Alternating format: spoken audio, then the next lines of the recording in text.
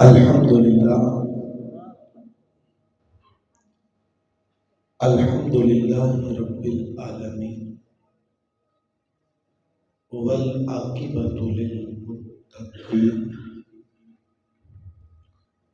والصلاة والسلام علی سید الانبیاء والمرسلین وعلی آلہ واصحابہ واولیاء امتہ وعلماء اہل سنتہ اجمعین، اما بعد فاعوذ باللہ من الشیطان الرجیم، بسم اللہ الرحمن الرحیم۔ قال اللہ تبارک و تعالی فی کلامہ المجید فی شان حبیبہ مخبرا و امرا، ان اللہ و ملائکتہ یصلون علی النبی یا ایھا الذین آمنوا صلوا علیہ وسلموا تسلیما۔ الصلاۃ والسلام علیک یا سیدی یا رسول اللہ وعلی آلک واصحابک یا سیدی یا حبیب اللہ۔ الصلاۃ والسلام علیک یا نبی اللہ وعلی آلک واصحابک یا نور اللہ۔ اس کی ایک کو نہ کم کر دیں۔ یا صاحب الجمال و یا سید البشر من وجہک المنیر لقد نذر القمر،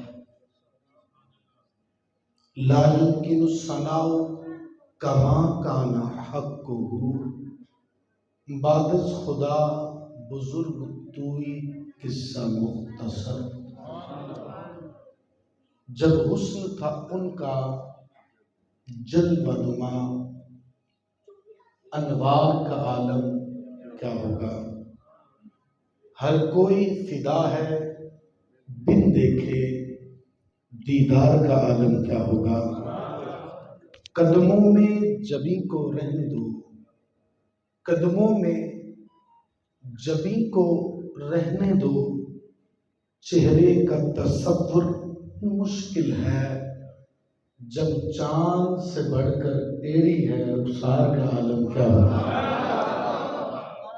اور سنتے ہیں کہ عرب کے زروں پر انوار کی بارش ہوتی ہے، سنتے ہیں کہ عرب کے زروں پر انوار کی بارش ہوتی ہے، اے نجم نہ جانے طیبہ کے گلزار کا عالم کیا ہوگا۔ اور نیازی صاحب کہتے ہیں کہ خسروی اچھی لگی نہ سروری اچھی لگی، ہم فقیروں کو مدینے کی گلی اچھی لگی۔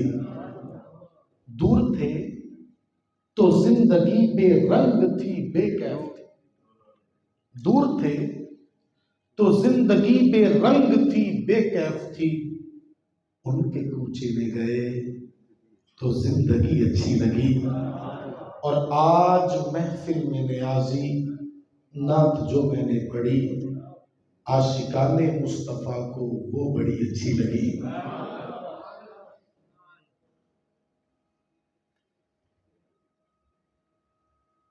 سرکار غوث اعظم نظر کرم خدارا،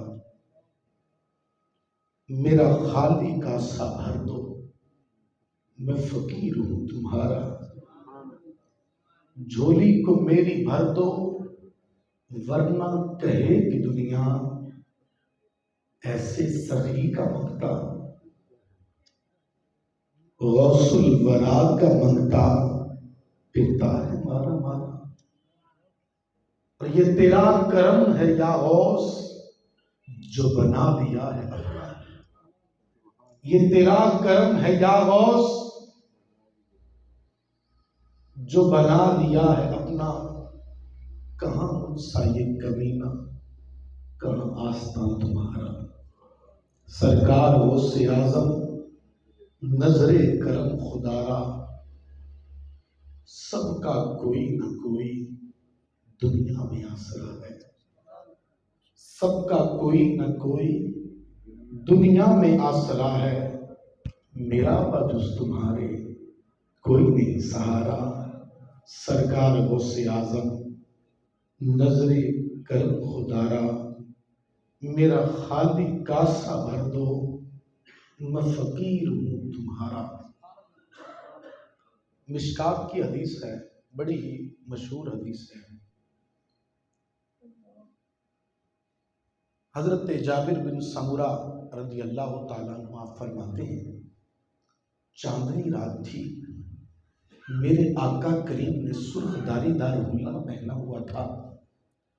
آپ فرماتے ہیں کہ کبھی میں آسمان کے چاند کو دیکھتا، کبھی میں مدینے کے چاند کو دیکھتا۔ یوں کہہ لو، کبھی میں آسمان کے چاند کو دیکھتا، کبھی میں ابو بکر کے آقا کو دیکھتا۔ کبھی آسمان کے چاند کو دیکھتا، کبھی حضرت عمر کے ملجا کو دیکھتا۔ کبھی آسمان کے چاند کو دیکھتا، کبھی حضرت علی کے مولا کو دیکھتا۔ کبھی آسمان کے چاند کو دیکھتا، کبھی حسنین کریمین کے نانا کو دیکھتا۔ کبھی آسمان کے چاند کو دیکھتا، کبھی زہرا کے بابا کو دیکھتا۔ اے جابر بن سمرہ، اب آسمان کے چاند کو بھی تکتے رہے، میرے محبوب کا نظارہ بھی کرتے رہے، اور کسی نہ کسی نتیجے پر تو پہنچے ہوگے، کوئی نہ کوئی فیصلہ تو کیا ہوگا۔ حضرت جابر بن سمرہ کہتے ہیں، لوگوں آسمان کے چاند کو بھی دیکھا، ابو بکر کے آقا کو بھی دیکھا، آسمان کے چاند کو بھی دیکھا، حضرت عمر کے ملجا کو بھی دیکھا، آسمان کے چاند کو بھی دیکھا، حضرت عثمان کے ماوا کو بھی دیکھا، آسمان کے چاند کو بھی دیکھا، حضرت علی کے مولا کو بھی دیکھا، آسمان کے چاند کو بھی دیکھا، میں نے حسنین کریمین کے نانا کو بھی دیکھا، آسمان کے چاند کو بھی دیکھا، میں نے زہرا کے بابا کو بھی دیکھا۔ خدا کی قسم، حضرت جابر بن سمرہ کہتے ہیں، فَإِذَا هُوَ أَحْسَنُ مِنْهُ، آسمان کا چاند مدن تھا، مدینے کا چاند زیادہ چمک رہا تھا۔ آسمان کے چاند میں تو پھیکا پھیکا نور ہے، آ گیا وہ نور والا جس کا سارا نور ہے، کیونکہ صبح طیبہ میں ہوئی بڑھتا ہے باڑا نور کا، صدقہ لینے نور کا، آیا ہے تارا نور کا، 12ویں کے چاند کا مجرا ہے سجدہ نور کا، 12 برجوں سے گرا ایک ایک ستارہ نور کا، اور تیری نسل پاک میں ہے بچہ بچہ نور کا، تو ہے عین نور، تیرا سب گھرانہ نور کا۔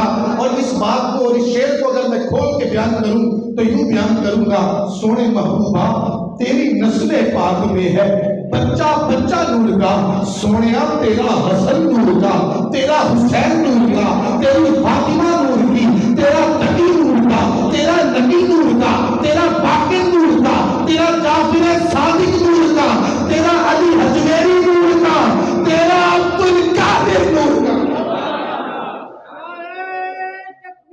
اللہ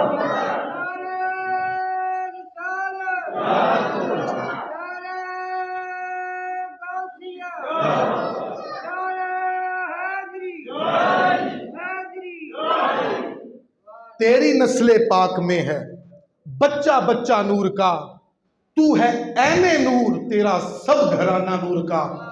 میں نے یہ بات یہاں سے شروع کیوں کی، آپ بھی سوچ رہے ہوں گے، بڑی 11ویں کی محفل ہے اور انہوں نے شان مصطفیٰ پر بیان شروع کر دیا ہے، حضور کی آمد کا تذکرہ شروع کر دیا ہے، اور حضور کے حسن و جمال کا تذکرہ شروع کر دیا ہے۔ یارو، ایک عقیدہ بیان کرنا چاہتا ہوں کہ میں سب کو مانتا ہوں، مگر مصطفیٰ کے بعد اگر یہ اصول، اگر یہ ضابطہ، یہ قانون ہمیں یاد ہو جائے مسئلہ ہی کوئی پیدا نہیں ہوتا۔ ہم نے حضرت ابو بکر صدیق کو بھی مانا، حضرت فاروق اعظم کو بھی مانا، عثمان غنی کو بھی مانا، مولا علی کو بھی مانا، حضرت تمام انبیاء کو مانا، مصطفیٰ کے تمام صحابہ کو مانا، لیکن جس کو بھی مانا ہے وجہ مصطفیٰ، وجہ مصطفیٰ ہے۔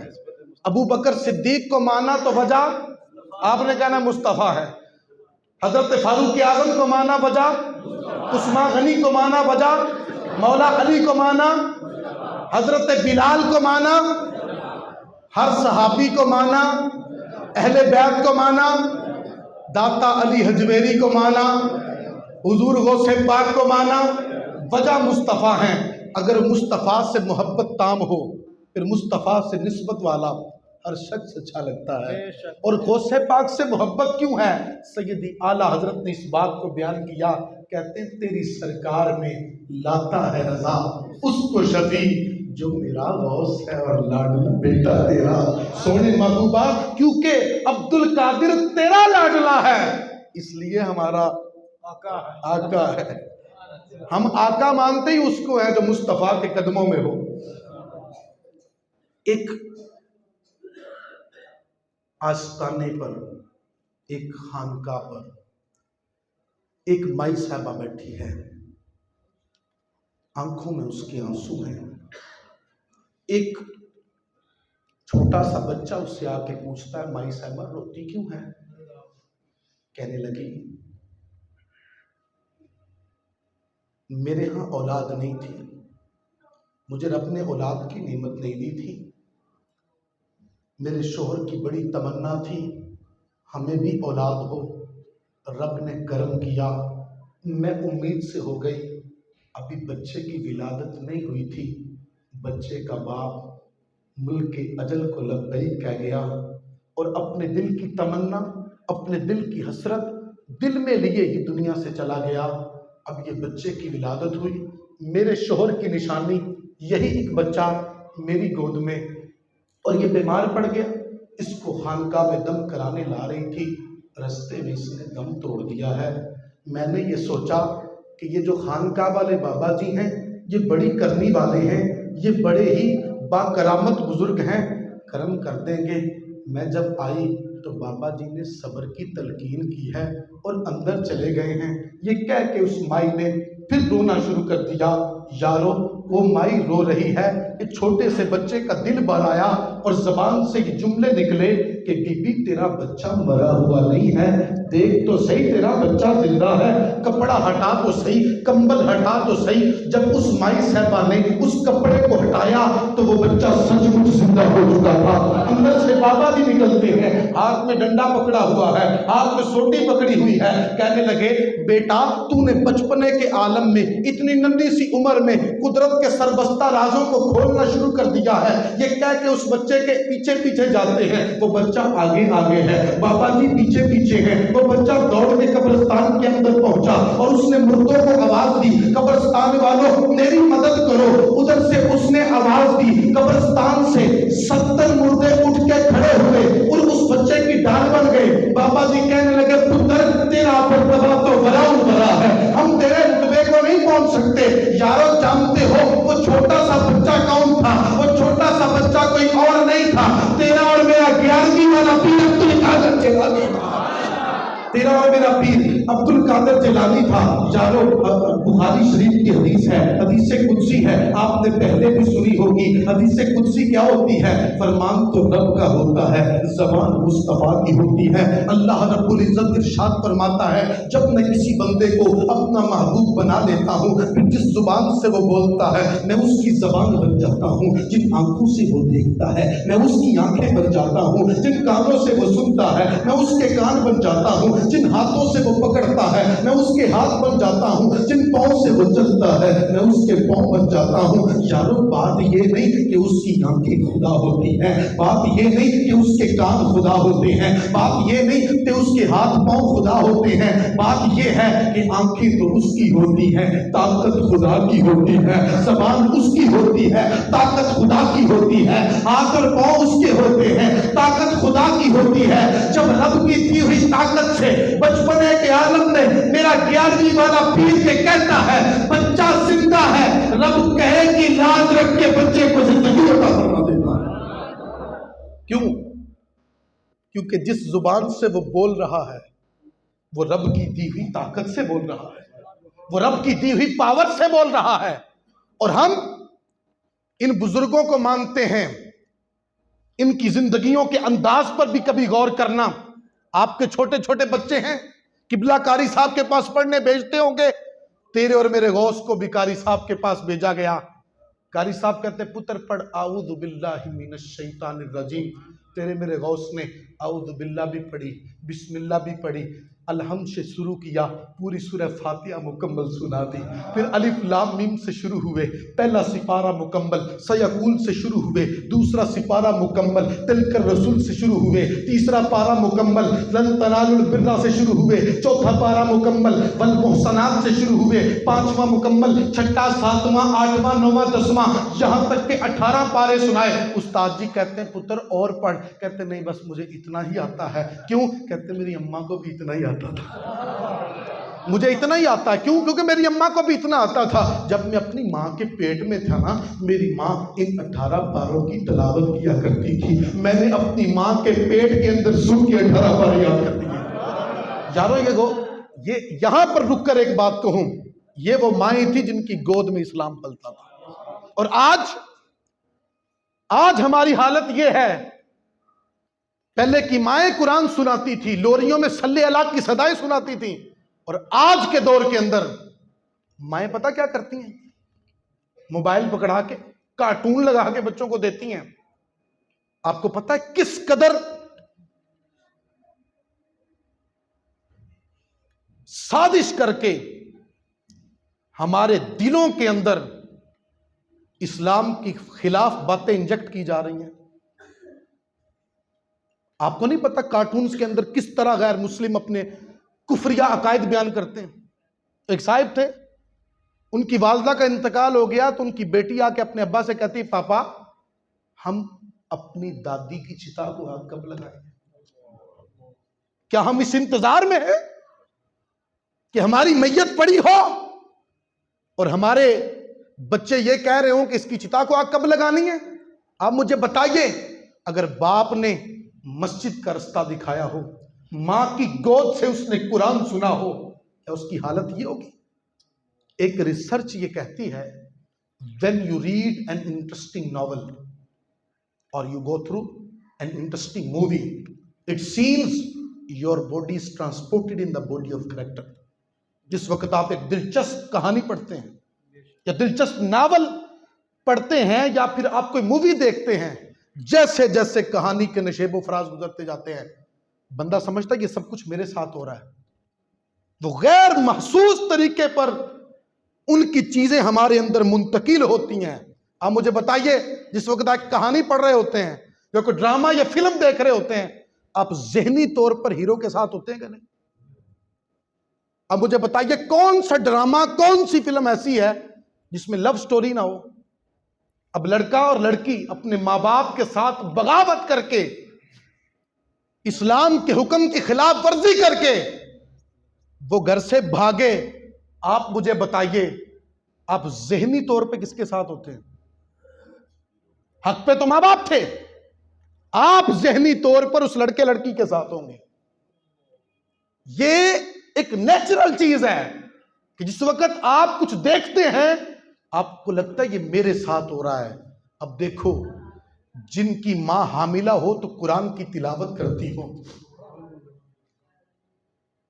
اور بچپنے کے عالم میں پہلے دن استاد کے پاس جا کے 18 پارے سنا دے، اور ہمارے ہاں تربیت کا کیسا فقدان ہے۔ اور یاد رکھیے سیدی اعلیٰ حضرت رحمت اللہ تعالی علیہ نے لکھا، آپ فرماتے ہیں کہ اولاد کے حقوق میں سے ایک حق یہ بھی ہے کہ آدمی دیکھے کہ وہ کس عورت کے ساتھ شادی کر رہا ہے۔ तकवे वाली है, परहेजगारी वाली है, रब से डरने वाली है कि नहीं है।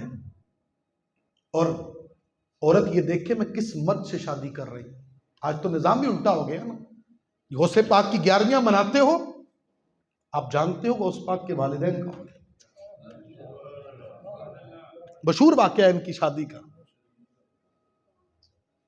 बातें वही हैं, जब भी किसी बुजुर्ग की सीरत को बयान किया जाता है बातें बार बार वही होती हैं, लेकिन उनका जिक्र सुन के, उनकी बात सुन के, उनका तज़किरा सुन के मैंने अपने अंदर क्या तब्दीली लेके आया।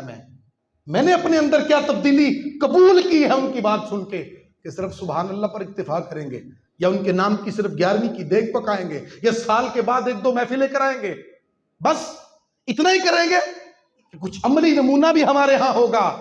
लोगों, मैं जिस गौसे पाक की बात कर रहा हूँ, एक दिन एक नौजवान है, वो दरिया के किनारे किनारे जा रहा है, कई दिन से रोजेदार है। उसने एक सेब जाता हुआ देखा, उठाया, खा लिया, भूख बड़ी लगी थी। फौरन जहन में ख्याल आया, यार ये सेब तो तेरा नहीं है, तू किसी की मलकियत की चीज क्यों खा रहा है। अब मालिक ढूंढने के लिए दरिया के किनारे किनारे चल पड़ा। एक बाग में पहुंचा, वो एक बाबे का बाग है, वहां जाकर कहता है बाबा जी मुझे माफ कर दें। बाबे ने जब देखा, वो आज के दौर के अंदर जिस वक्त लोगों के हालात ये हैं कि पत्थर हजम, लकड़ हजम, किसी को कर्जा दे दो, बाद में अपने दिए हुए पैसे मांगते हुए शर्म आती है। अगला बंदा लड़ता है आगे से, कहता है जनाब मारने चल रहा तू, दे देंगे, मारने नहीं लगे तेरे पैसे। इस तरह के जुमले सुनने को मिलते हैं। और अगर बहन अपना ही हिस्सा मांग ले तो हम लोग उसे कहते हैं तुम मिलना के हिस्सा लेना। बाज बंदों की आदत है, ये बात आपने सुनी होगी, असी अपनी धी भैन दे घर पानी पीना भी हराम समझते हैं, पानी पीना हराम समझते हैं, उदा माल खाना हलाल समझते हैं। अब गौर तो कीजिए ना यार, उस दौर के अंदर ये कौन सा नौजवान आ गया है जो सेब का तकाजा भी उस पर बनता नहीं है, वो भी माफ करवाने के लिए आ गया।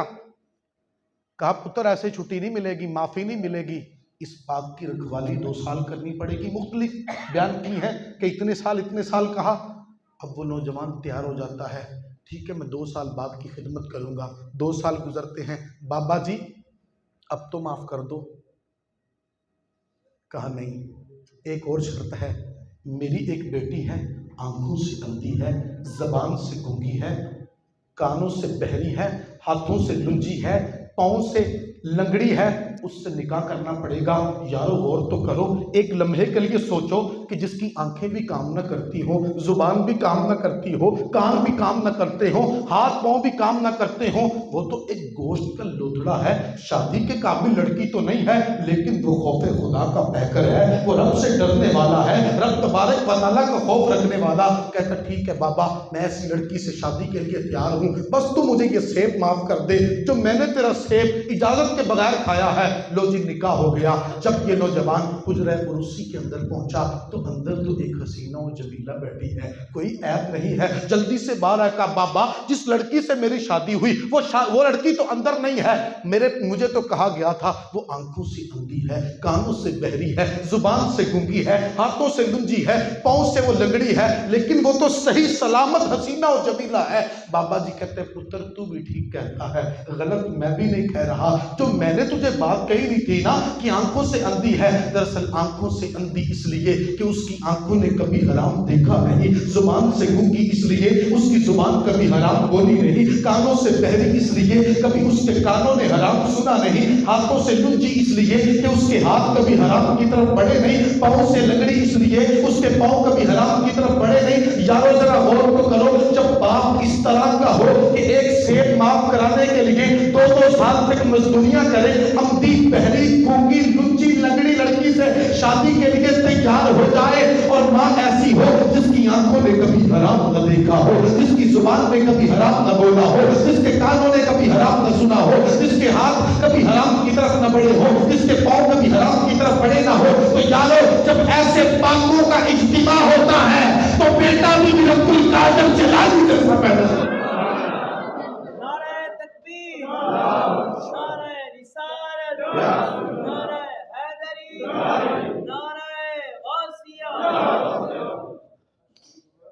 بیٹا بھی عبد القادر جیلانی جیسا پیدا ہوتا ہے. بیٹا سبحان اللہ. حضرت شیخ سعدی فرماتے ہیں میں کعبے کا طواف کر رہا تھا، ایک شخص آیا، اس نے اپنا سر سجدے میں رکھا، رونا شروع کر دیا. اچانک اس کا رونا بلند ہوا، ہم نے اس کے ٹوٹے پھوٹے لفظ سنے. وہ کہہ رہا تھا مولا اگر میرا عمل قبول نہیں، کل قیامت کے دن میری آنکھیں نکال لینا، میری آنکھوں کو بے نور کر دینا.